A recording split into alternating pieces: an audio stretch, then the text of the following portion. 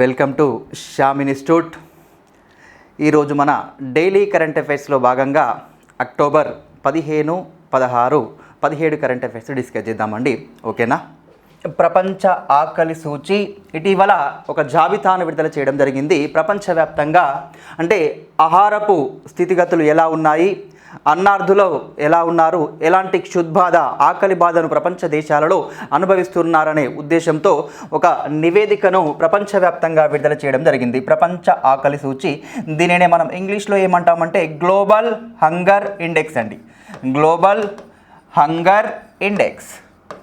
మరి ఈ global hunger ఇండెక్స్ను ప్రపంచవ్యాప్తంగా విడుదల చేయడం జరిగింది.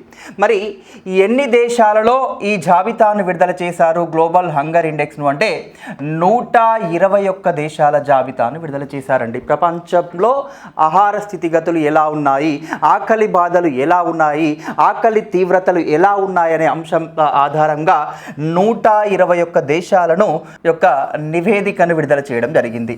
మరి ఈ 121 దేశాల జాబితాలో మన భారతదేశం ఏ స్థానంలో ఉందో చూద్దామండి. మరి 2022 గ్లోబల్ హంగర్ ఇండెక్స్లో భారతదేశం ఏ స్థానంలో నిలిచింది అంటే 107వ స్థానంలో నిలిచింది. 107వ స్థానం. గత సంవత్సరం కంటే ఒక 6 స్థానాలు దిగజారడం జరిగిందండి.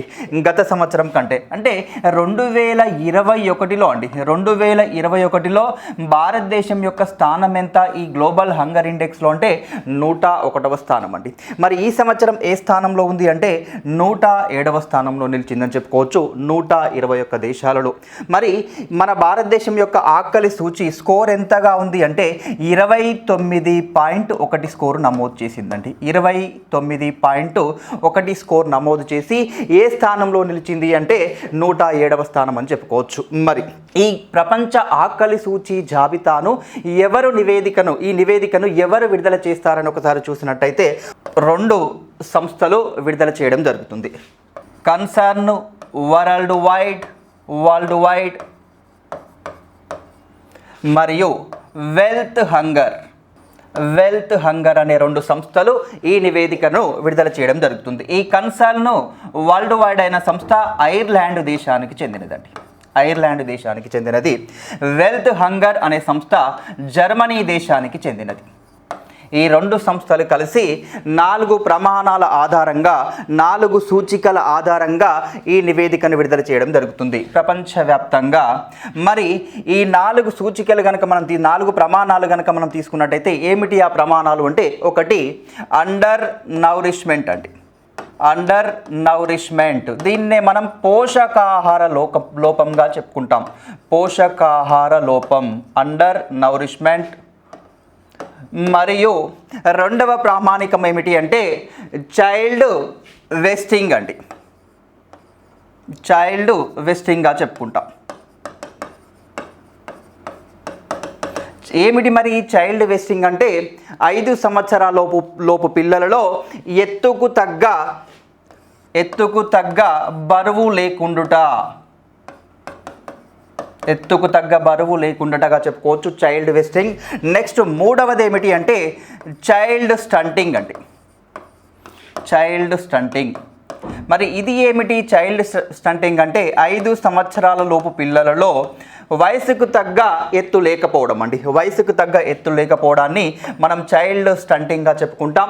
చివరి 4వ అంశం ఏమిటి అంటే చైల్డ్ మోర్టాలిటీగా చెప్పుకోవచ్చు.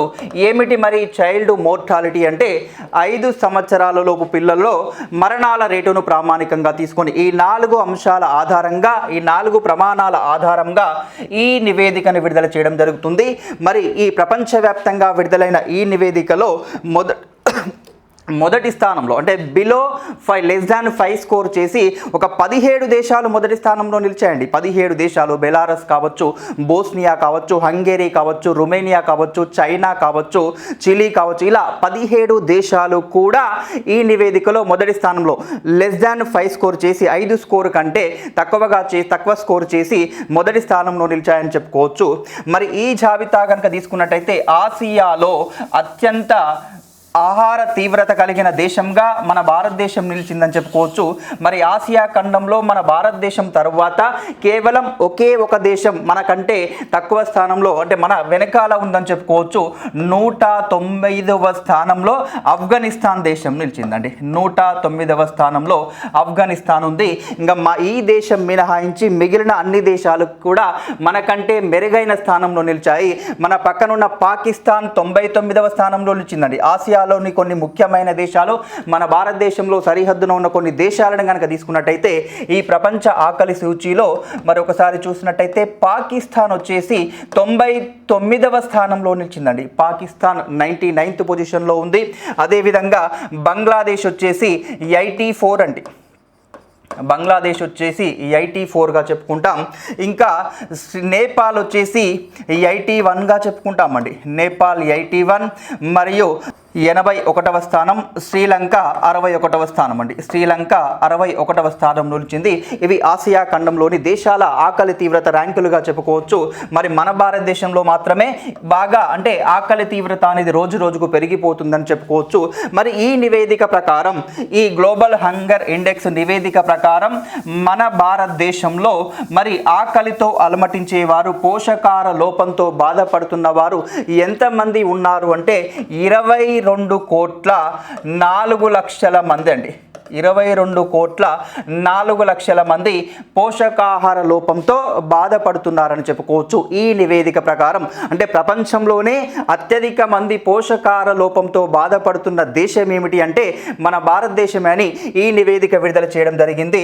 మరి ఈ నివేదిక ప్రకారం ప్రపంచవ్యాప్తంగా పోషకాహార లోపంతో బాధపడుతున్న వారి సంఖ్య ఎంత అంటే 82,20,00,000గా చెప్పుకోవచ్చు అండి. మరి 82,20,00,000లో భారతదేశంలోనే 22,04,00,000 మంది ఉన్నట్లుగా ఈ నివేదిక విడుదల చేయడం జరిగింది. మరి పోషకాహార లోపంతో బాధపడితే వారు భారతదేశంలోనే ఎక్కువగా ఉన్నట్లుగా మనం ఈ నివేదిక ప్రకారం చెప్పుకోవచ్చు అండి. మరి ఈ నివేదికను మనం ఇంతకుముందే చెప్పుకున్నాం. కన్సల్డ్ వరల్డ్ వైడ్ సంస్థ మరియు ఇంకా ఎవరు హంగర్ హెల్త్ సంస్థ విడుదల చేయడం జరుగుతుంది అని చెప్పుకున్నాం. మరి ఈ రెండు సంస్థలు ఏ సంస్థలు నిర్దేశించిన ప్రమాణాల ఆధారంగా విడుదల చేస్తారో ఒకసారి చూద్దామండి. అంటే ఎవరి నామ్స్ ప్రకారం వీరు విడుదల చేస్తారు అంటే యుఎన్ఓ మరియు యుఎన్ఓ అంటే మనకు తెలుసు ఐక్యరాజ్య సమితి మరియు FAO అండి, ఫుడ్ అండ్ అగ్రికల్చరల్ ఆర్గనైజేషన్. ఇది కూడా ఐక్యరాజ్య సమితి యొక్క అనుబంధ సంస్థ అని మనకు తెలుసు. FAO మరియు వరల్డ్ బ్యాంకు, ప్రపంచ బ్యాంకు నిర్దేశించిన ప్రమాణాల ఆధారంగా ఈ నివేదికను వీరు రూపొందించడం జరుగుతుంది.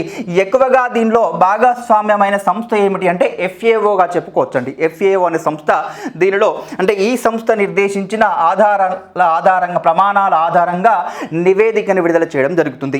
FAO food and agricultural organization అండి. ఓకే, ఒకసారి చూద్దాం.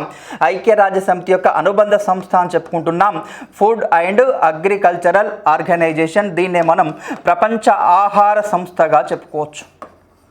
ప్రపంచ ఆహార సంస్థ. ఓకే, మరి ప్రపంచ ఆహార సంస్థ ఏ సంవత్సరంలో ఏర్పడింది అంటే 1945 అండి. 1945 అక్టోబర్ 16న ఏర్పాటు కావడం జరిగింది. 1945 అక్టోబర్ 16న. మరి ఈ సంస్థ ఏర్పడింది కాబట్టి ప్రతి సంవత్సరం అక్టోబర్ 16ను ప్రపంచ ఆహార దినోత్సవంగా, వరల్డ్ ఫుడ్ డేగా నిర్వహించడం జరుగుతుంది. ప్రపంచ ఆహార దినోత్సవం, ఆహార దినోత్సవం ఏ రోజు అంటే అక్టోబర్ 16న 1945లో ఏర్పడింది.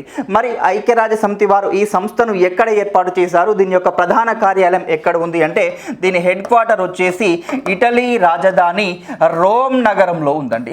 ఎక్కడ అంటే రోమ్ నగరంలో ఏర్పాటు చేయడం జరిగింది. ఓకే, మరి ప్రస్తుతం ఈ సంస్థకు డైరెక్టర్ జనరల్గా లేదా అధిపతిగా ఎవరు కొనసాగుతున్నారు? మరి ఈ ప్రపంచ ఆహార సంస్థకు అంటే చైనా దేశానికి చెందిన క్యూ డోంగ్యూ అండి. క్యూ డోంగ్యూ గారు ఈ సంస్థకు అధిపతిగా కొనసాగుతున్నారని చెప్పుకోవచ్చు. ఓకే, మరి ఈ సంస్థ యొక్క ఏర్పాటును గుర్తించే మనం ప్రతి సంవత్సరం ప్రపంచ ఆహార దినోత్సవాన్ని నిర్వహించడం జరుగుతుంది.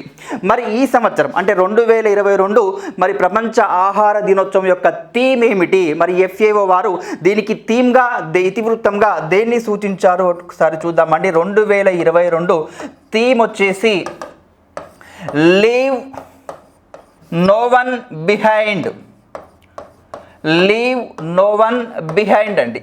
ఏ ఒక్కరిని వదిలిపెట్టకూడదు అన్నట్టుగా దీన్ని సూచించారు. అంటే ఆ ప్రతి ఒక్కరికి కూడా నాణ్యమైన పోషకాహారాన్ని అందించాలి, ప్రపంచవ్యాప్తంగా ఆకలితో అలమటిస్తున్న వారికి ఆహారాన్ని అందించాలనే ఉద్దేశంతో ఈ థీమ్ను సూచించడం జరిగింది. లీవ్ నో వన్ బిహైండ్ అనే థీమ్ను 2022 ప్రపంచ ఆహార దినోత్సవానికి థీమ్గా దీన్ని సూచించడం జరిగిందని చెప్పుకోవచ్చు. ఈ గ్లోబల్ హంగర్ ఇండెక్స్లో మరి మన భారతదేశం 107వ స్థానంలో నిలిచిందని ఇంతకుముందే చెప్పుకున్నాం. మరి ఈ జాబితాలో అత్యధికంగా ఆకలి తీవ్రత కలిగిన దేశాలుగా అట్టడుగున ఉన్న ఒక 3 దేశాలను చూద్దామండి. లాస్ట్ బాటమ్ కంట్రీస్ని చూద్దాం.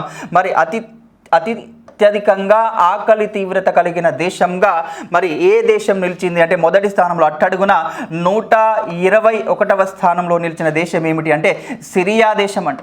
సిరియా దేశం. నెక్స్ట్ 120వ స్థానంలో నిలిచినది ఏమిటి అంటే దక్షిణ సుడాన్.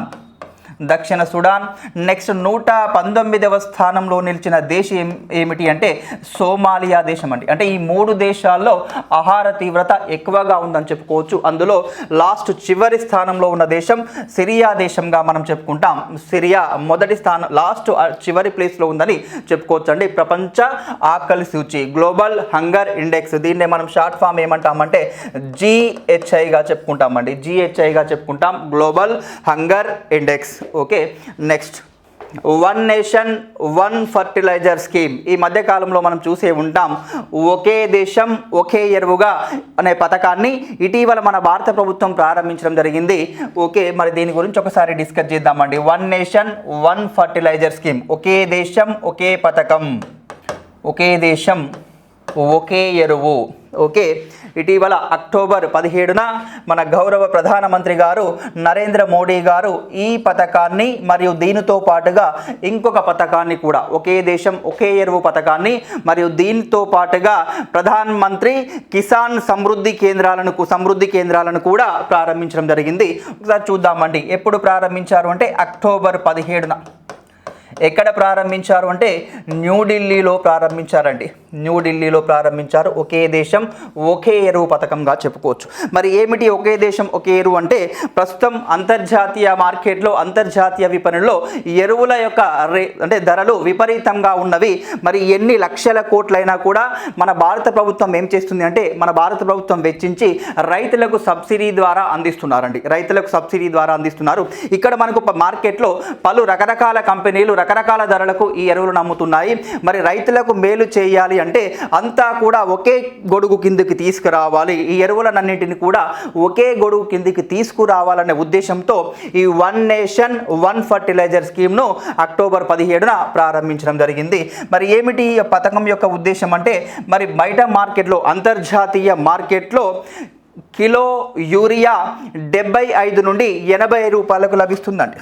75 రూపాయల నుండి 80 రూపాయలకు లభిస్తుంటే మరి దానిని మన భారత ప్రభుత్వం కొనుగోలు చేసి రైతులకు కేవలం కిలో యూరియాను 5 రూపాయల నుండి 6 రూపాయలకే సబ్సిడీ ద్వారా అందిస్తుంది. అంటే దీనికోసం భారత ప్రభుత్వం కొన్ని లక్షల కోట్లు ఖర్చు చేస్తుంది. మరి ఈ రైతులకు సబ్సిడీ కింద ఈ ఎరువులను అందించాలనే ఉద్దేశంతో ఈ స్కీమ్ను తీసుకురావడం జరిగింది. మరి ఈ సంవత్సరం 2022-23 సంవత్సరానికి ఎరువుల సబ్సిడీ, రైతులకు అందించే ఎరువుల సబ్సిడీకి మన భారత ప్రభుత్వం 2,50,000 కోట్లను నివేదించడం జరిగిందండి. ఎంత కేటాయించారు అంటే 2,50,000 కోట్లను నిధిని కేటాయించడం జరిగింది ఎరువుల సబ్సిడీ కోసం. ఓకే, ఇంకా ఒకే దేశం ఒకే ఎరువులో భాగంగా ఇంకా ఏమిటి అంటే ఇప్పుడు మన బయట మార్కెట్లో రకరకాల కంపెనీలు ఎరువులను అమ్ముతున్నాయి. కానీ నెక్స్ట్ అంటే వచ్చే డిసెంబర్ 31 నుండి, అంటే ఈ సంవత్సరం డిసెంబర్ 31 నుండి మొత్తం కూడా భారత్ బ్రాండ్ పేరు మీదుగా, భారత్ బ్రాండ్ ఫెర్టిలైజర్ పేరు మీదుగా ప్రతి ఒక్కరు కూడా అమ్మకాలు జరపాలి.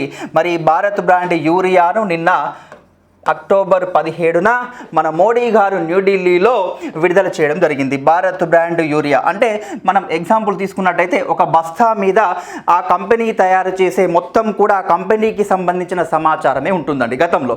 మరి ఇప్పుడు ఈ Bharat brand urea, Bharat brand potassium ఇవన్నీ అంటే ఇప్పుడు రాబోతున్న ఈ పథకం ద్వారా మనకు నిర్దేశించింది ఏమిటి అంటే ఈ స్కీమ్ ద్వారా ప్రతి కంపెనీ కూడా మూడొంతుల భాగంలో Bharat brand urea, Bharat brand potassium, Bharat brand NPK ఇలా ముద్రించాలి. కేవలం ఒక వంతు భాగంలో మాత్రమే ఏమి ముద్రించాలి, వారి కంపెనీ పేరు ముద్రించడం జరుగుతుందండి. ఒక వంతు భాగం మాత్రమే కంపెనీ పేరును ముద్రించాలి. ఇలా రైతులకు సబ్సిడీ కింద ఎరువులు పంపిణీ చేయడానికి ఉద్దేశించిన కార్యక్రమమే ఒకే దేశం ఒకే ఎరువు కార్యక్రమంగా మనం చెప్పుకోవచ్చండి. వన్ నేషన్ వన్ ఫర్టిలైజర్ అంటే అన్నీ కూడా భారత్ బ్రాండుగా ఇక నుండి విక్రయాలు జరపనున్నారు. మరి ఈ పాత బస్తాలు గనక, పాత ప్యాకెట్స్ గనక ఉన్నట్లయితే అవి ఎప్పటి వరకు వాళ్ళు విక్రయించుకోవాలి అంటే 2022 డిసెంబర్ 31 వరకు విక్రయించాలండి. 2022 డిసెంబర్ 31 వరకు విక్రయించడం జరుగుతుంది. ఇది ఒకే దేశం ఒకే ఎరువు కార్యక్రమంగా మనం చెప్పుకోవచ్చు. వన్ నేషన్ వన్ ఫర్టిలైజర్గా చెప్పుకోవచ్చు. దీనితో పాటుగా ఇంకొక స్కీమ్ను కూడా ప్రారంభించడం జరిగింది మోడీ గారు. మరి ఆ స్కీమ్ ఏమిటో ఒకసారి చూద్దామండి.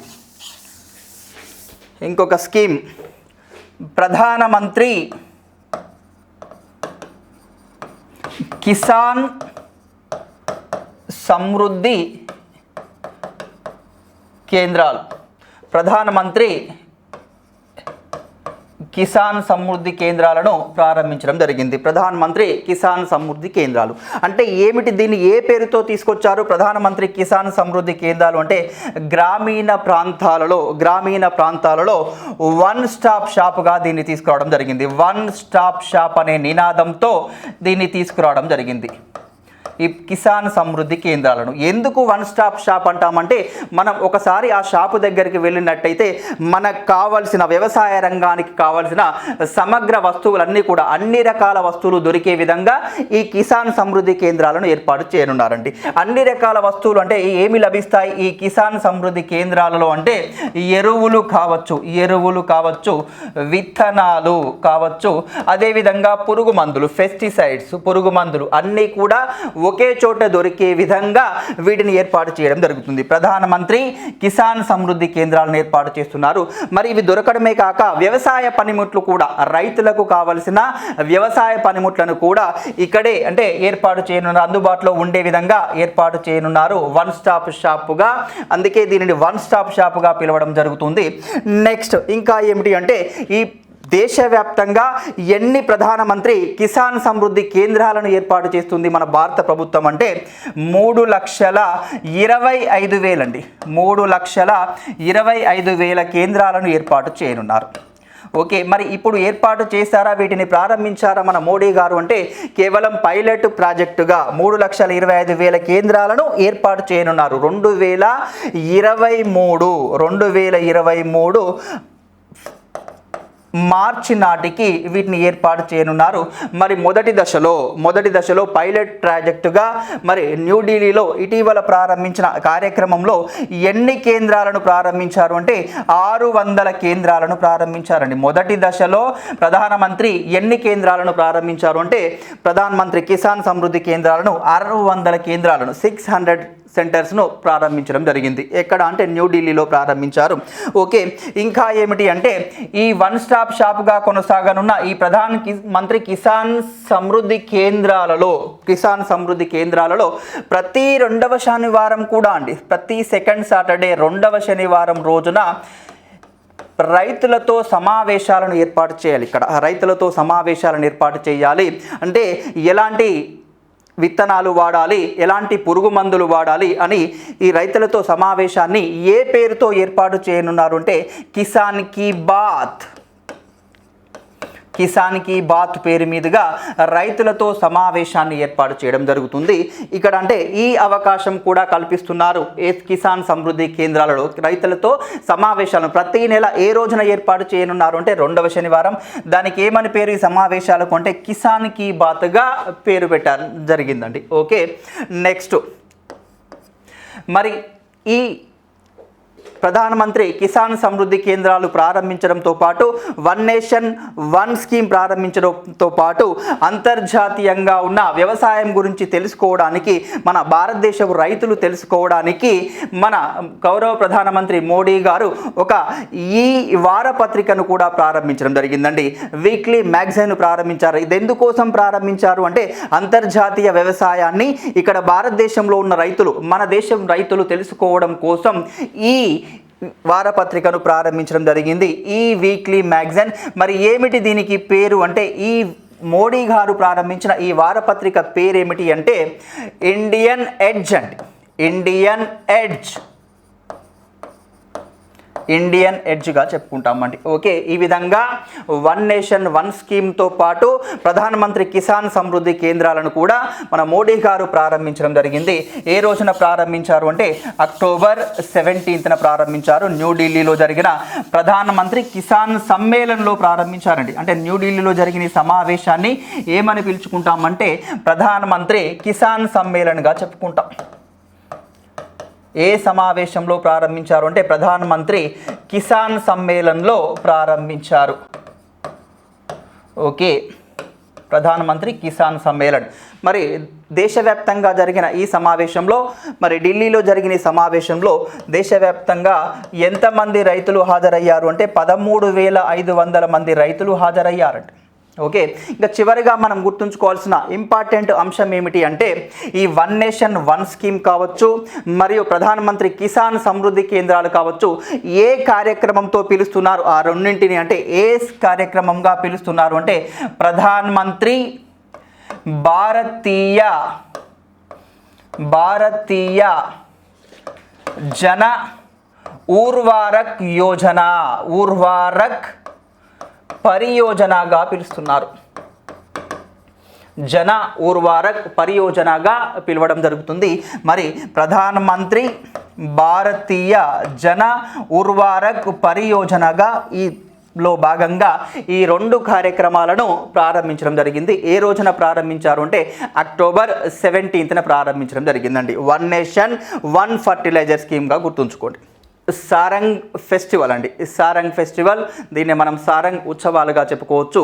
మరి ఈ సారంగ్ ఫెస్టివల్ అనేది ఏమిటి అంటే ఇది ఒక 2 దేశాల మధ్య జరిగే సాంస్కృతిక ఉత్సవాలుగా చెప్పుకోవచ్చు. మరి ఏ 2 దేశాల మధ్య జరుగుతుంది ఈ సారంగ్ ఫెస్టివల్ అంటే మన భారతదేశం మరియు దక్షిణ కొరియా, ఈ 2 దేశాల మధ్య జరిగే సాంస్కృతిక ఉత్సవాలుగా మనం చెప్పుకోవచ్చు. సాంస్కృతిక ఉత్సవాలుగా, కల్చరల్ ఫెస్టివల్గా మనం చెప్పుకుంటామండి. Cultural festival. మరి ఈ దక్షిణ కొరియా మరియు మన భారతదేశం మధ్య ఈ సారంగ్ ఫెస్టివల్ను ఎందుకోసం నిర్వహిస్తున్నాం, మరి ఎందుకోసం వీటిని నిర్వహించుకోవడం జరుగుతుంది? మరి ప్రతి సంవత్సరము అంటే ఇరు దేశాల మధ్య ఉన్న సాంస్కృతిక సంబంధాలను మెరుగుపరచుకోవడం కోసం, ఇరు దేశాల మధ్య ఉన్న ద్వైపాక్షిక సంబంధాలను పటిష్టం చేసుకోవడం కోసం ఈ సారంగ్ ఫెస్టివల్ను ప్రతి సంవత్సరం నిర్వహించడం జరుగుతుంది. మరి ఈ సంవత్సరం కూడా నిర్వహించడం జరిగిందా అంటే జరిగిందండి. ఈ సంవత్సరం కూడా మరి ఎప్పటి నుండి నిర్వహించారు అంటే 2022 సెప్టెంబర్ 30 నుండి అక్టోబర్ 14 వరకు నిర్వహించారండి సారంగ్ ఫెస్టివల్ను. మరి ఎక్కడ నిర్వహించారు ఈ సాంస్కృతిక ఉత్సవాలను? ఎక్కడ నిర్వహించారు అంటే దక్షిణ కొరియాలోని వివిధ ప్రాంతాలలో, ఎంపిక చేయబడిన వివిధ ప్రాంతాలలో నిర్వహించడం జరిగింది. అంటే ఒక ప్రదేశం అని కాకుండా ఎంపిక చేయబడిన అనేక చోట్ల, అనేక నగరాలలో, వివిధ నగరాలలో వీటిని నిర్వహించడం జరిగింది. మరి ఈ సమావేశాలను ఎవరి ఆధ్వర్యంలో నిర్వహిస్తారు అంటే మన ఇండియన్ ఎంబసీ అని చెప్పుకోవచ్చు. మన భారత విదేశాంగ శాఖ ఆధ్వర్యంలో ఈ సమావేశాలను నిర్వహించడం జరుగుతుందండి. భారత విదేశాంగ శాఖ ఆధ్వర్యంలో ఈ సమావేశాలను నిర్వహించడం జరుగుతుంది. ఓకే, సారంగ్ ఫెస్టివల్ను ఒక 2 వారాల పాటు నిర్వహించిన ఈ ఫెస్టివల్స్లో మరి ఏమి నిర్వహించారు, ఏం ప్రదర్శించబడ్డాయి అంటే మన భారతదేశం నుండి చలనచిత్రాలు కావచ్చు, డ్యాన్సులు కావచ్చు, మ్యూజిక్ కావచ్చు, వీటన్నింటిని కూడా ప్రదర్శించడం జరిగిందంటే ఇరు దేశాల మధ్య సాంస్కృతిక వైరుధ్యాన్ని ఇచ్చిపుచ్చుకోవడం కోసం, ద్వైపాక్షిక సంబంధాలను మెరుగుపరుచుకోవడం కోసం వీటిని నిర్వహించారు. ఎవరి ఆధ్వర్యంలో నిర్వహించారు అంటే మన భారత విదేశాంగ శాఖ ఇండియన్ ఎంబసీ ఆధ్వర్యంలో వీటిని నిర్వహించడం జరిగిందండి. మరి ఇండియన్ ఎంబసీ అని అంటున్నాం కదా, మరి ఒకసారి చూద్దామండి. ప్రస్తుతం దక్షిణ కొరియాలో మన భారత విదేశాంగ రాయబారిగా ఎవరు కొనసాగుతున్నారు అంటే అమిత్ కుమార్ గారు కొనసాగుతున్నారండి. అమిత్ కుమార్ దక్షిణ కొరియాలో భారత రాయబారిగా అమిత్ కుమార్ గారు కొనసాగుతున్నారు. ఓకే, మరి దక్షిణ కొరియా ప్రస్తుతం దక్షిణ కొరియాకు అధ్యక్షులుగా ఎవరు కొనసాగుతున్నారు అంటే యాన్ సుక్ యేల్ అండి. దక్షిణ కొరియాకు ప్రస్తుతం అధ్యక్షులు ఎవరు అంటే యాన్ సుక్ యేల్ అండి. యాన్ సుక్ యేల్ గారు దక్షిణ కొరియాకు ప్రస్తుతం అధ్యక్షులుగా కొనసాగుతున్నారు. దక్షిణ కొరియా యొక్క రాజధాని క్యాపిటల్ సిటీ ఏమిటి అంటే సియోల్ నగరం అండి. ఓకే, మరి ఇరు దేశాల మధ్య ఎప్పటి నుంచో ద్వైపాక్షిక సంబంధాలు కొనసాగుతున్నాయండి. అంటే ఇరు దేశాల మధ్య మంచి సంబంధ బాంధవ్యాలే కొనసాగుతున్నవి. వాటిని మరింత పటిష్టం చేసుకోవడానికి మరి ఈ సాంస్కృతిక ఉత్సవాలను ప్రతి సంవత్సరం కూడా నిర్వహించడం జరుగుతుంది. మరి ఈ సారంగ్ ఫెస్టివల్ వీటికి ఏమని పేరు అంటే సారంగ్ అని పేరండి.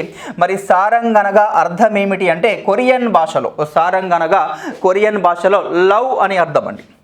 లవ్గా చెప్పుకోవచ్చు కొరియన్ భాషలో. ఓకే, ఇంకా ఏమిటి అంటే ఇరు దేశాల మధ్య సాంస్కృతిక సంబంధాలు అంటే ఈ ఫెస్టివల్ నిర్వహించుకుంటాం. ఇరు దేశాల మధ్య ద్వైపాక్షిక సంబంధాలు ప్రారంభమై వచ్చే సంవత్సరం నాటికి 2023 నాటికి 50 సంవత్సరాలు పూర్తి కానుందండి. ఇరు దేశాల మధ్య ద్వైపాక్షిక సంబంధాలు ప్రారంభించబడి ఎన్ని సంవత్సరాలు పూర్తి కానుంది అంటే 50 సంవత్సరాలు పూర్తి కానుందండి. ఏ దేశాల మధ్య అంటే ఇండియా మరియు దక్షిణ కొరియా మధ్య. మరి రెండు దేశాల మధ్య జరిగే సాంస్కృతిక ఉత్సవాల పేరేమిటి అంటే సారంగ్ ఫెస్టివల్. మరి ఈ సంవత్సరం జరిగిన ఈ సారంగ్ ఫెస్టివల్ 8వ దశ ఎడిషన్ అంటే 8వ ఉత్సవాలు అంటే ఇది 8వ దశగా చెప్పుకోవచ్చు అండి. 8వ దశ. మరి ఈ ఫెస్టివల్ 8వ దశ అంటున్నాం. మరి ఎప్పుడు ప్రారంభమయ్యాయి ఈ ఫెస్టివల్స్ అంటే 2015 సంవత్సరంలో ప్రారంభమయ్యాయి. మొదటిసారిగా ఎప్పుడు ప్రారంభమయ్యాయి అంటే 2015లో ప్రారంభమై అప్పటి నుండి ఇప్పటి వరకు కూడా వార్షిక ఉత్సవాలుగా ప్రతి సంవత్సరం కూడా నిర్వహించడం జరుగుతుంది ఈ Sarang festival. Okay, next Suddala Hanumanthu Janakamma పురస్కారం.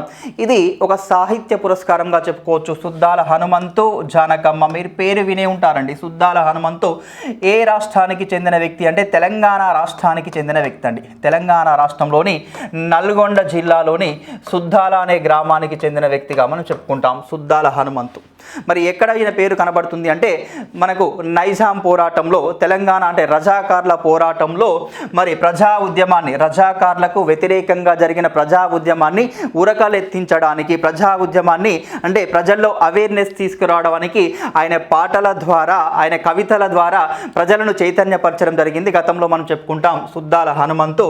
మరి ఆయన చనిపోయిన తర్వాత వారి యొక్క కుటుంబం అంటే సుద్దాల హనుమంతు కుటుంబం వారు అంటే ఒక ఫౌండేషన్ ఏర్పాటు చేశారండి. ఏమిటి ఆ ఫౌండేషన్ అంటే సుద్దాల ఫౌండేషన్గా చెప్పుకుంటాం. సుద్దాల ఫౌండేషన్. మరి సుద్దాల ఫౌండేషన్ ఆధ్వర్యంలో ప్రతి సంవత్సరం కూడా సాహిత్య రంగంలో విశేష కృషి చేసిన వారికి ఈ అవార్డును అందించడం జరుగుతుంది. సుద్దాల హనుమంతు జానకమ్మ పురస్కారం.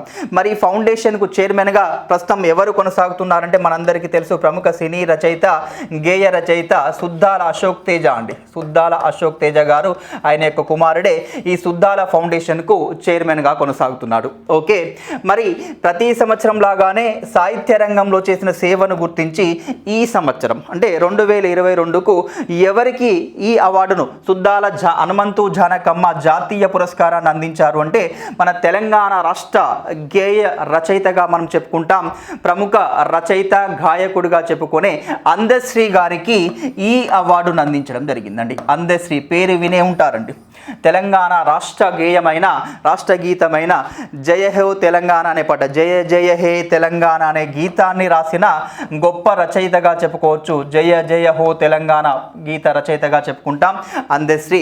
మరి ఈయన గారికి ఈ అవార్డును ప్రదానం చేయడం జరిగింది. ఎక్కడ అంటే హైదరాబాద్లో ప్రదానం చేశారండి. హైదరాబాద్లోని సుందరయ్య కళా విజ్ఞాన కేంద్రంలో ఈ ప్రదానం చేయడం జరిగింది అందశ్రీ గారికి.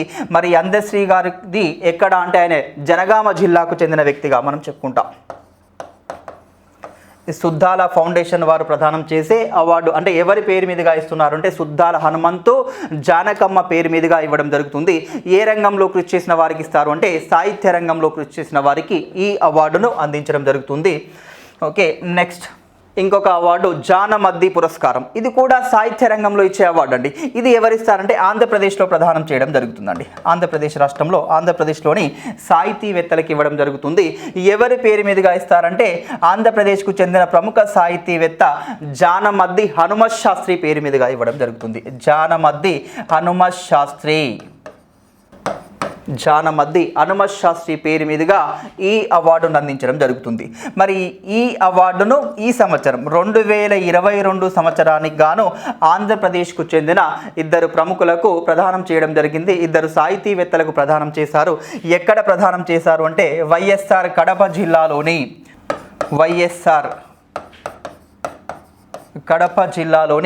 సిపి బ్రౌన్ తెలుగు భాషా పరిశోధనా కేంద్రంలో ఈ అవార్డును ప్రదానం చేయడం జరిగింది. మరి ఈ సంవత్సరం ఈ ప్రజెంటేషన్ సెరమోనీ అనేది ఇక్కడ జరిగింది, కడపలో జరిగిందని చెప్పుకున్నాం. మరి ఇద్దరికి ఇచ్చారు అని చెప్పుకుంటున్నాం. ఎవరు మరి ఈ జానమద్ది పురస్కారాన్ని అందుకున్న 2022 సంవత్సర గ్రహీతలు ఎవరు అంటే ఒకరు జీవి పూర్ణచందు. రెండవ వ్యక్తి ఎవరు అంటే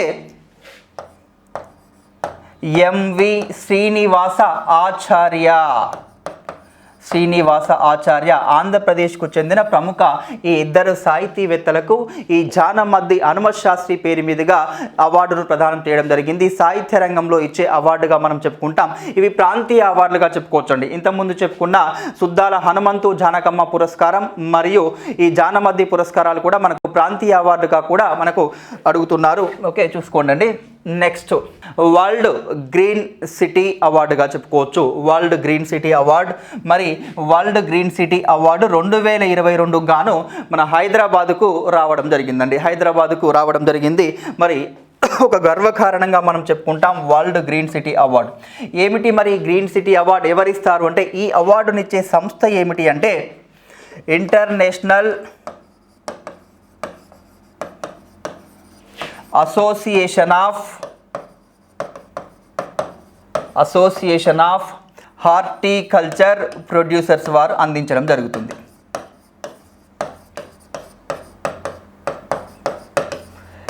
international association of horticulture producers వారు ఈ అవార్డును అందించడం జరుగుతుంది.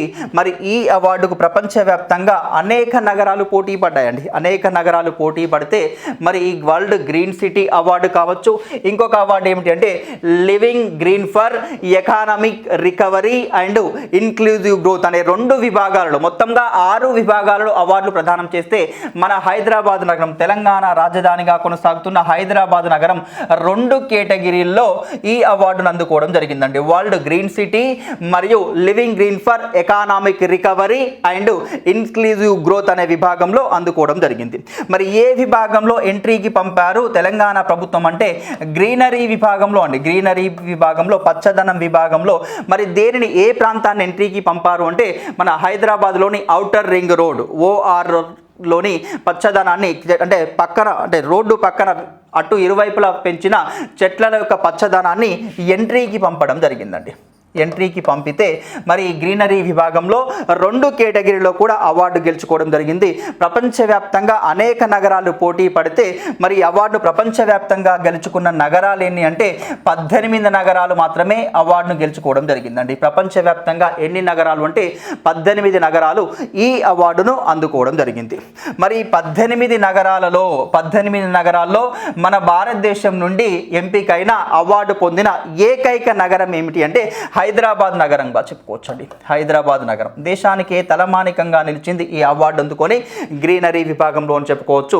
మరి ఈ హైదరాబాద్ నగరం కావచ్చు, తెలంగాణ రాష్ట్రం కావచ్చు, మరి ఈ ఔటర్ రింగ్ రోడ్కి ఇరువైపులా కూడా ఏ పథకంలో భాగంగా చెట్లను నాటారు అంటే మనందరికీ తెలుసు. ప్రస్తుతం తెలంగాణ రాష్ట్రంలో ఉన్న 24% అటవీ శాతాన్ని ఎంతకు పెంచాలని అంటే 33% పెంచాలనే ఉద్దేశంతో 2015లో తెలంగాణ ప్రభుత్వం ప్రతిష్టాత్మకంగా ఒక కార్యక్రమాన్ని, ఒక పథకానికి శ్రీకారం చుట్టిందని చెప్పుకోవచ్చు.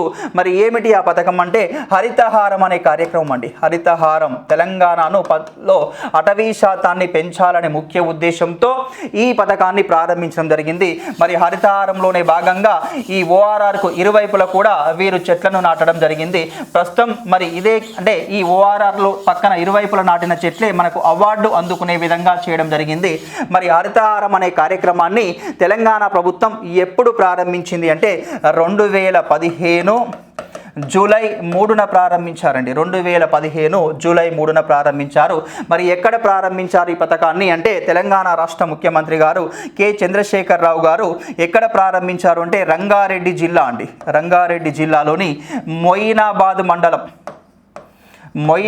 మండలంలోని చిలుకూరు గ్రామంలో ప్రారంభించారు. ఎక్కడ ప్రారంభించారు అంటే చిలుకూరు గ్రామంలో దీనిని ప్రారంభించడం జరిగింది. మరి ప్రస్తుతం ఏమైనా మెరుగైందా అంటే కొంచెం అంటే అటవీ శాతం పెరిగిందనే చెప్పుకోవచ్చు ఈ హరితహారం ద్వారా. ఓకే, అప్పటి నుండి ప్రతిష్టాత్మకంగా తెలంగాణలో అమలవుతున్న పథకంగా మనం చెప్పుకోవచ్చు. తెలంగాణకు హరితహారంగా చెప్పుకోవచ్చు. ఓకే, మరి ఈ వరల్డ్ గ్రీన్ సిటీ అవార్డును అందుకున్న భారతదేశంలోనే ఏకైక నగరంగా నిలిచిన నగరం ఏమిటి అంటే మన హైదరాబాద్ నగరం చెప్పుకోవచ్చు. మరి ఈ ప్రజెంటేషన్ కార్యక్రమాన్ని, ఇటీవల ప్రధానోత్సవ కార్యక్రమాన్ని ఎక్కడ నిర్వహించారు? మరి ప్రధానోత్సవ కార్యక్రమం జరిగిందా? ఈ గ్రీన్ సిటీ అవార్డు అందుకుందా హైదరాబాద్ అంటే? అందుకుంది. మరి ఎక్కడ నిర్వహించారు అంటే దక్షిణ కొరియాలోని జెజు అనే నగరంలో ఈ ప్రధానోత్సవ కార్యక్రమాన్ని నిర్వహించడం జరిగింది. వరల్డ్ గ్రీన్ సిటీ అవార్డుగా చెప్పుకోవచ్చు. Okay, international day of rural women, అంతర్జాతీయ గ్రామీణ మహిళా దినోత్సవంగా చెప్పుకోవచ్చండి. అంతర్జాతీయ గ్రామీణ మహిళా దినోత్సవం. మరి అంతర్జాతీయ గ్రామీణ మహిళా దినోత్సవాన్ని ఏ రోజున జరుపుకుంటామంటే అక్టోబర్ 15న నిర్వహించడం జరుగుతుందండి. అక్టోబర్ 15న ప్రతి సంవత్సరం కూడా అంతర్జాతీయ గ్రామీణ మహిళా దినోత్సవాన్ని నిర్వహించుకుంటూ వస్తున్నాం. మరి ఎవరి ఆధ్వర్యంలో దీన్ని నిర్వహించడం జరుగుతుందంటే యుఎన్ఓ ఆధ్వర్యంలో నిర్వహించడం జరుగుతుందండి. యుఎన్ఓ ఆధ్వర్యంలో, దీని ఐక్యరాజ్యసమితి ఆధ్వర్యంలో నిర్వహించుకుంటాం. మరి ఎందుకోసం దీన్ని నిర్వహిస్తాం? ఈ దినోత్సవాన్ని యొక్క ఉద్దేశం ఏమిటి? ఎందుకోసం దీన్ని నిర్వహించుకుంటున్నాం ఐక్యరాజ్యసమితి ఆధ్వర్యంలో అంటే ప్రపంచవ్యాప్తంగా గ్రామీణాభివృద్ధిలో మరియు వ్యవసాయ రంగంలో, వ్యవసాయ అనుబంధ రంగాలలో మహిళల యొక్క పాత్రను, మహిళల యొక్క భాగస్వామ్యాన్ని గుర్తిస్తూ వారి యొక్క భాగస్వామ్యాన్ని గుర్తించడం కోసం ఈ కార్యక్రమం అంటే ఈ దినోత్సవాన్ని ప్రతి సంవత్సరం కూడా అక్టోబర్ 15న నిర్వహించడం జరుగుతుందండి. అక్టోబర్ 15 అర్థమైందా అండి? గ్రామీణాభివృద్ధిలో మహిళల యొక్క పాత్రను ప్రశంసిస్తూ, మహిళల యొక్క భాగస్వామ్యాన్ని గుర్తిస్తూ, వ్యవసాయ రంగంలో, వ్యవసాయ అనుబంధ రంగాల్లో అంటే వ్యవసాయ అనుబంధ రంగాలు అంటే పౌల్ట్రీ కావచ్చు, అదేవిధంగా ఫిషరీస్ కావచ్చు, ఇలాంటి రంగాలలో వారి యొక్క అంటే దేశం అభివృద్ధి చెందాలి అంటే పల్లెలు అభివృద్ధి చెందాలి, పల్లెలు అభివృద్ధి చెందాలి అంటే ఇక్కడ వ్యవసాయం సమృద్ధిగా జరగాలి. మరి ఈ వ్యవసాయ రంగంలో మహిళల భాగస్వామ్యం వల్ల కూడా వ్యవసాయం అనేది అభివృద్ధి చెందుతుంది. మరి వారిని గౌరవిస్తూ, వారికి గౌరవ సూచికంగా ఈ దినోత్సవాన్ని ప్రతి సంవత్సరం కూడా అక్టోబర్ 15న నిర్వహించడం జరుగుతుందని చెప్పుకోవచ్చు. ఓకే, మరి ఐక్యరాజ్యసమితి ఆధ్వర్యంలో నిర్వహించే ఈ దినోత్సవానికి, అంతర్జాతీయ గ్రామీణ మహిళా దినోత్సవానికి 2022 థీమ్ ఏమిటి అంటే 2022 థీమ్ రూరల్ ఉమెన్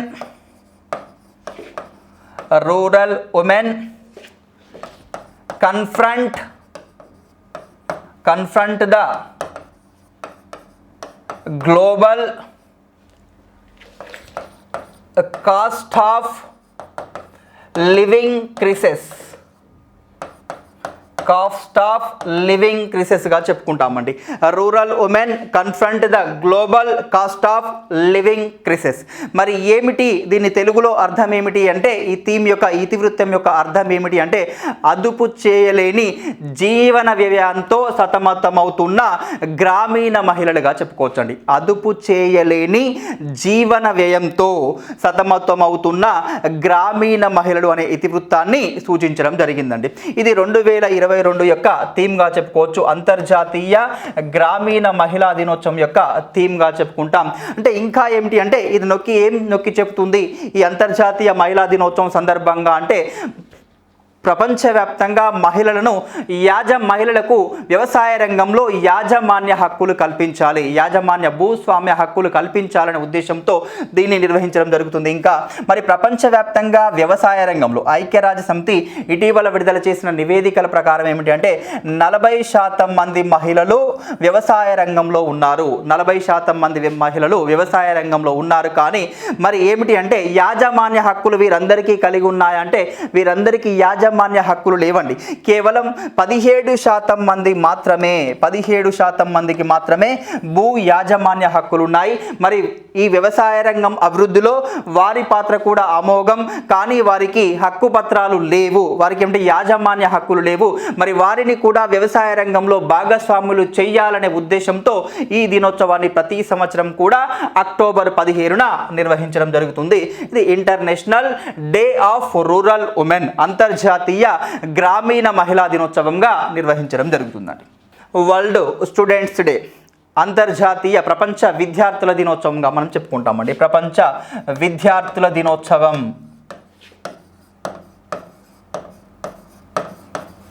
మరి ప్రపంచ విద్యార్థుల దినోత్సవంను కూడా ఎవరి ఆధ్వర్యంలో ప్రపంచవ్యాప్తంగా నిర్వహించడం జరుగుతుంది అంటే, ఐక్యరాజ్య సమితి ఆధ్వర్యంలో నిర్వహిస్తామండి. ఎవరి ఆధ్వర్యంలో అంటే, ఇది కూడా ఐక్యరాజ్య సమితి ఆధ్వర్యంలో ప్రతి సంవత్సరం కూడా ఈ ప్రపంచ విద్యార్థుల దినోత్సవాన్ని నిర్వహించుకుంటాం.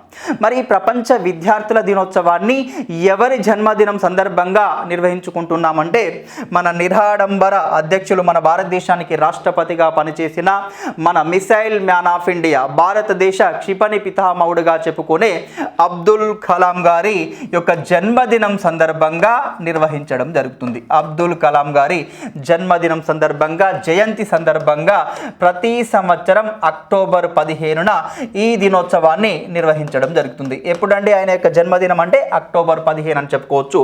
మరి ప్రపంచానికి ఆదర్శవంతమైన దార్శనికుడు, ప్రముఖ విద్యావేత్త మరియు నిరాడంబర అధ్యక్షులుగా, నిరాడంబర రాష్ట్రపతిగా మన భారతదేశానికి అనేక రంగాలలో ఎనలేని సేవలు చేసిన ఈయన యొక్క జయంతిని, జన్మదినాన్ని ఐక్యరాజ్య సమితి వారు గుర్తించి ప్రపంచవ్యాప్తంగా అందరూ కూడా అంటే భావి భారత పౌరులు మరియు ప్రపంచవ్యాప్తంగా ఉన్న విద్యార్థులు కూడా ఆయనను ఆదర్శంగా తీసుకోవాలనే ఉద్దేశంతో ఈ దినోత్సవాన్ని ప్రారంభించడం జరిగింది. ప్రతి సంవత్సరం కూడా మన మాజీ రాష్ట్రపతిగా ఆయనను చెప్పుకుంటాం, అబ్దుల్ కలాం గారు.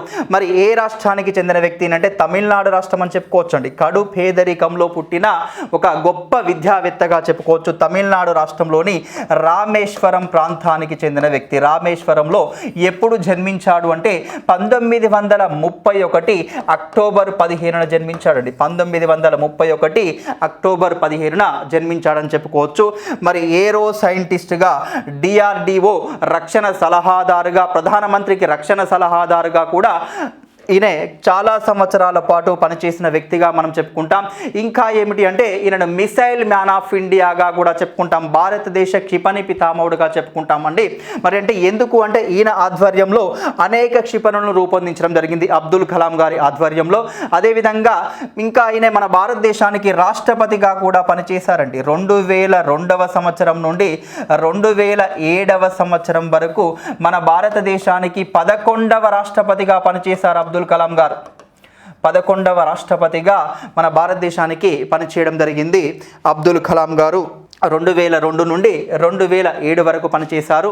ఇంకా ఈయన హయాంలోనే ఈయన నేతృత్వంలో ఈ అబ్దుల్ కలాం గారి నేతృత్వంలో మన భారతదేశం రెండవసారి అణుపరీక్షలు నిర్వహించడం జరిగిందండి.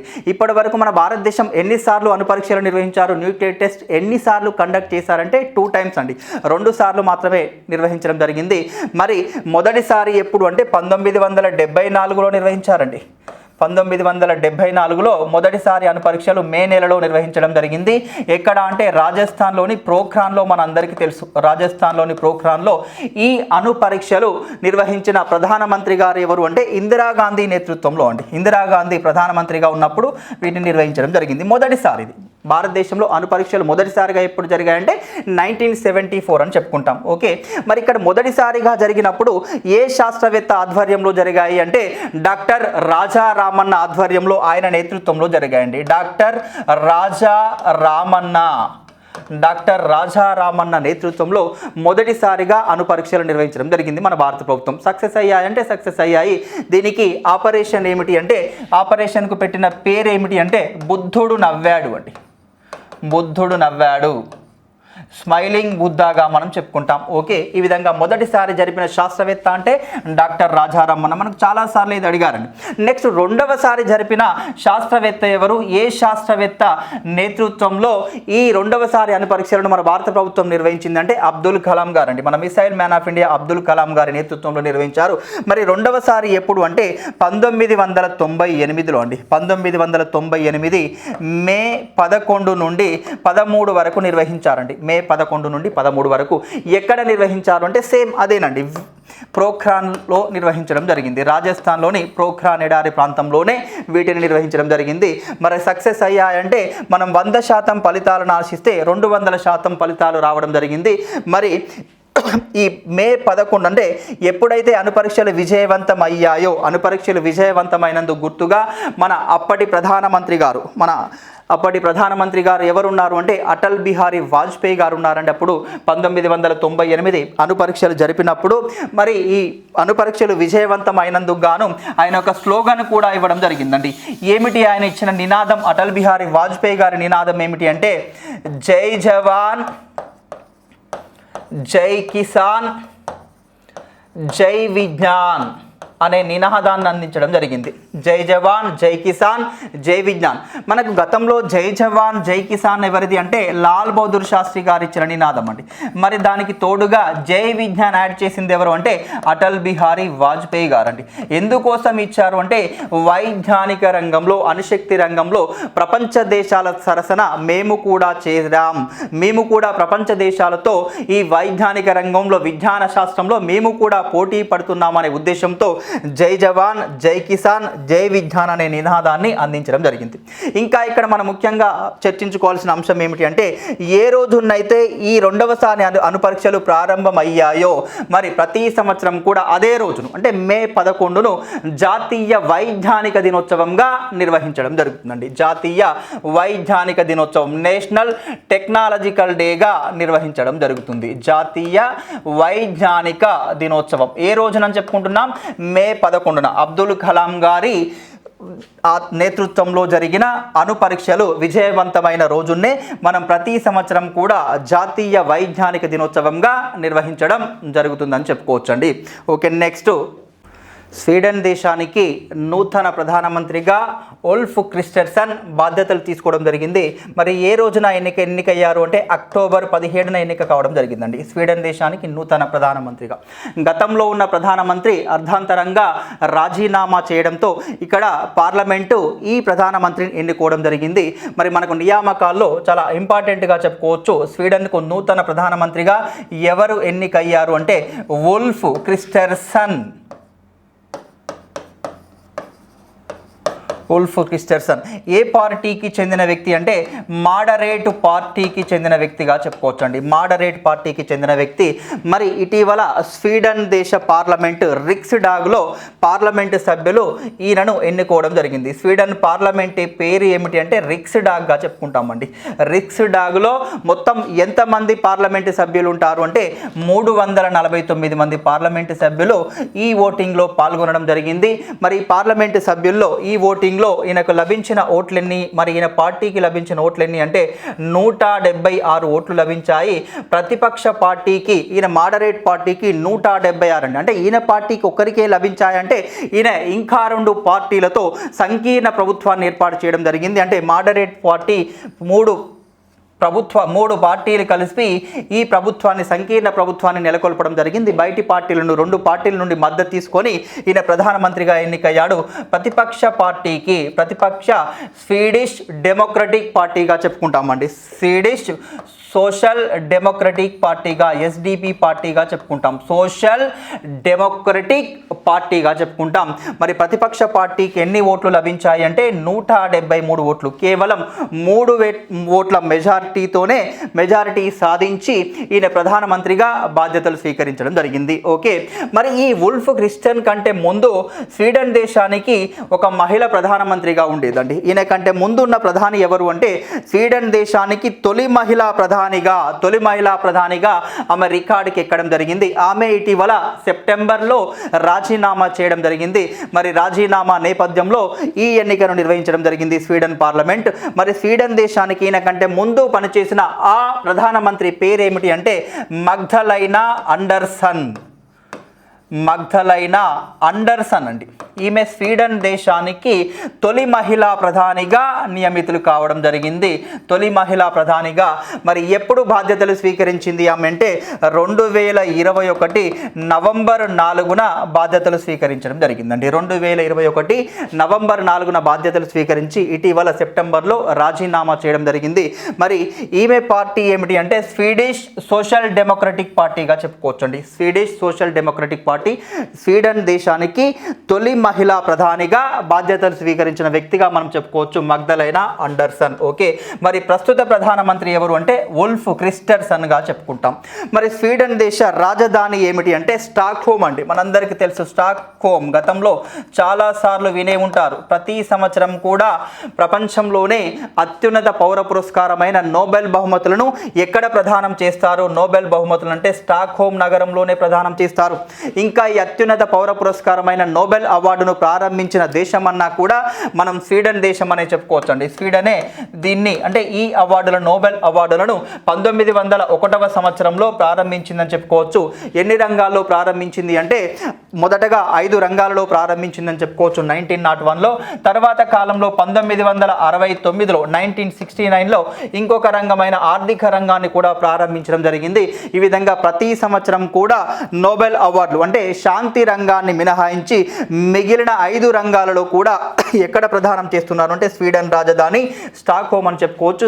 మరి ఈ స్వీడన్ దేశ ప్రధానిగా ఇటీవల ఎన్నికైన వ్యక్తి ఎవరు అంటే ఉల్ఫ్ క్రిస్టెన్సన్ గా చెప్పుకోవచ్చు అండి. ఉల్ఫ్ క్రిస్టెన్సన్.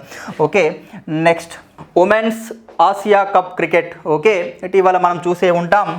మరి ఆసియా కప్ మహిళల క్రికెట్లో మన భారత మహిళల జట్టు ఎదురులేని జైత్రయాత్ర కొనసాగించిందని చెప్పుకోవచ్చు రికార్డు స్థాయిలో. అంటే ఎందుకు అలా చెప్తున్నామంటే ఇప్పటి వరకు 8 సార్లు మహిళల ఆసియా కప్ క్రికెట్ జరిగితే అందులో 7 సార్లు కూడా, అత్యధిక సార్లు 7 సార్లు కూడా విజేతగా నిలిచిన జట్టు ఏమిటి అంటే మన భారత జట్టేనండి. మరి 8వ సారి కూడా టైటిల్ సాధించిందని చెప్పుకోవచ్చు. 8వ సారి ఇటీవల జరిగిన ప్రపంచ కప్ ఉమెన్స్ ఆసియా కప్ టోర్నీలో విజేతగా నిలిచింది. మరి ఎప్పుడు జరిగింది ఫైనల్ మ్యాచ్ అంటే అక్టోబర్ 15న జరిగిందండి ఉమెన్స్ ఆసియా కప్ క్రికెట్. మరి ఫైనల్ మ్యాచ్ ఎప్పుడు జరిగింది అంటే అక్టోబర్ 15న జరిగింది. మరి వేదిక ఎక్కడ అంటే వేదిక వచ్చేసి బంగ్లాదేశ్ అండి. బంగ్లాదేశ్లోని సిల్హట్ అనే నగరంలో ఫైనల్ మ్యాచ్ జరిగింది. మరి ఏ 2 జట్ల మధ్య ఈ ఫైనల్ మ్యాచ్ జరిగింది అంటే Asia cup women's final match మన భారతదేశం, ఇండియా మరియు శ్రీలంక మధ్య జరిగిందండి. శ్రీలంక మధ్య జరిగిన ఈ ఫైనల్ మ్యాచ్లో మరి శ్రీలంకను చిత్తు చేయడం జరిగింది మన భారతదేశం.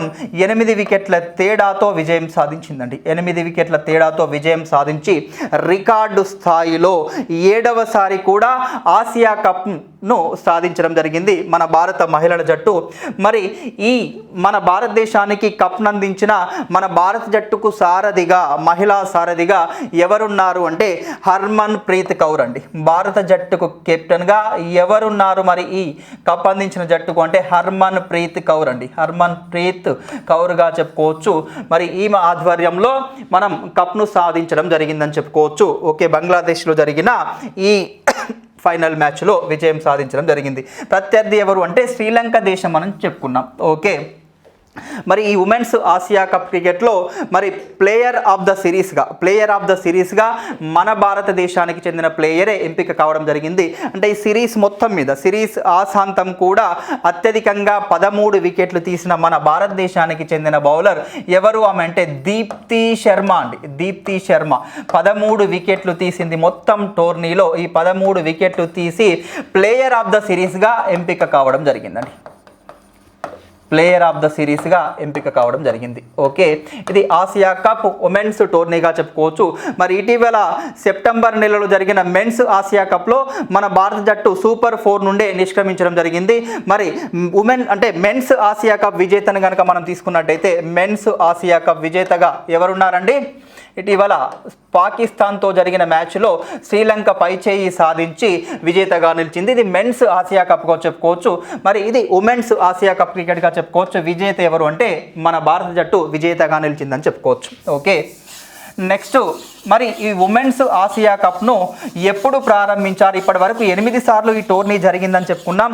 మరి ఎప్పుడు ప్రారంభించారు మొదటిసారిగా అంటే 2004లో అండి. ఉమెన్స్ ఆసియా కప్ మొదటిసారిగా ఎప్పుడు నిర్వహించడం జరిగిందంటే 2004లో జరిగిందండి. 2004లో జరిగింది.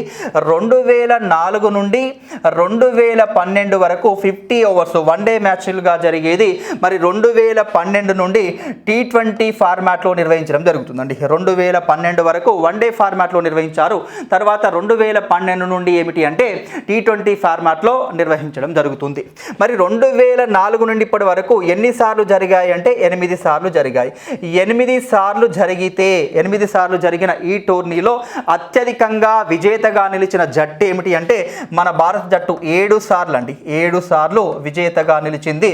మరి మిగిలిన ఒకసారి విజేతగా నిలిచిన ఆ జట్టు ఏమిటి అంటే బంగ్లాదేశ్ అండి. మిగిలిన ఒకసారి విజేతగా నిలిచిన జట్టు ఏమిటి అంటే బంగ్లాదేశ్ జట్టు 2018లో జరిగిన ఈ ఆసియా కప్ ఉమెన్స్ టోర్నీలో విజేతగా నిలిచిందని చెప్పవచ్చు. మిగిలిన 7 సార్లు కూడా మన భారతదేశమే విజేతగా నిలిచింది. మరి ఉమెన్స్ ఆసియా కప్ క్రికెట్ను ఎవరు నిర్వహిస్తారు అంటే మరి దీనిని నిర్వహించే సంస్థ ఏమిటి అంటే ఏసీసీగా చెప్పుకోవచ్చు అండి. ఏసియాన్ క్రికెట్ కౌన్సిల్గా చెప్పుకుంటాం మనం. ఐసీసీ అంటే ఇంటర్నేషనల్ క్రికెట్ కౌన్సిల్గా చెప్పుకుంటాం. ఈ ఐసీసీ ఆధ్వర్యంలోనే నడిచే సంస్థగా చెప్పుకోవచ్చు ఏసియాన్ క్రికెట్ కౌన్సిల్. మరి ఏసియాన్ క్రికెట్ కౌన్సిల్ను ఎప్పుడు ఏర్పాటు చేసింది ఐసీసీ అంటే 1983లో ఏర్పాటు చేశారండి.